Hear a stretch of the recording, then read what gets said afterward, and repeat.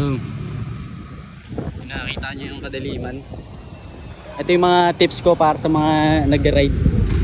Yan, nakikita nyo yung paulan na. Nakaramdaman ko na ang lamig ng simoy ng kahanginan. Yan. Ito yung pinaka-exciting part. Dito ko sa Bulacan, Marilao. Ayun yung pinaka-exciting part pag nagbabike.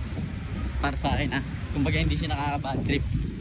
Kasi yung iba, pag paulan na, nababad trip na, di na alam kung anong gagawin. Ako, ini-enjoy ko lahat. Yan. Pwede naman ako sumilong para di ka bad trip pag tumitilong ka. Kunyari, kumbaga masaya ka pa rin. Karamihan kasi sa mga tao, mabilis mabad trip sa mga ganyang bagay. Hindi naman nila makokontrol yan kahit mabad trip sila. Let enjoy lang. Tignan nyo naman yan. Pati yung kapaligiran. Ayun paulan na ba? Sarap pumunta dun